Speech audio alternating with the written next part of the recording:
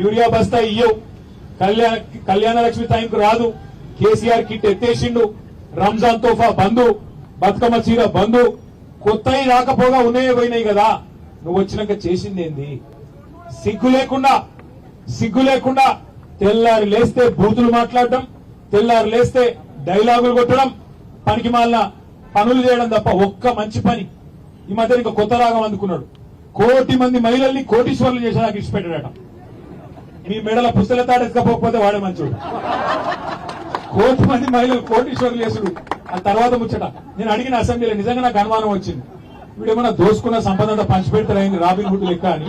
నేను అడిగిన, అయ్యా ఒకటి చెప్పు, ఆ 1 కోటి మంది కోటీశ్వర్లు అంటే కోటికి ఎన్ని సూటాలు ఉంటాయి చెప్పురాబాయ్ అన్న. ఒక్క మంత్రికి తెలియదు, ముఖ్యమంత్రికి అంతకంటే తెలియదు. కోట్లు మింగుడు తెలుసు, కోట్ల ఎన్ని సున్నాలు ఉంటాయి ఆయనకే మెరక. అసలు మన ముఖ్యమంత్రి ఎంత ఇజ్జత్ తక్కువ మాటలు మాట్లాడతాడంటే, అసెంబ్లీలో నిలబడి ఎవడన్నా నా రాష్ట్రం క్యాన్సర్ పేషెంట్, ఎయిడ్స్ పేషెంట్ అంటాడు ఎవడన్నా? ఇప్పుడు కష్టాలు ఉండే ఆ మనుషులకు. ఇప్పుడు మీ ఇక్కడ ఉన్న అప్పు లేని వాళ్ళు ఉన్నారే? అప్పు లేని వాళ్ళు ఉన్నారా? ఐడా మా ఆర్ఎస్ ప్రవీణ్ ఉన్నదో లేదు, అప్పు బాగానే ఉందట అన్న కూడా. అయితే అప్పున్నా లోపల నొప్పున్నా ఏమున్నా బాగా ఇంకు పొక్కున్నా మీకెళ్ళి మాత్రం కడకం చేసుకుంటామా లేదా?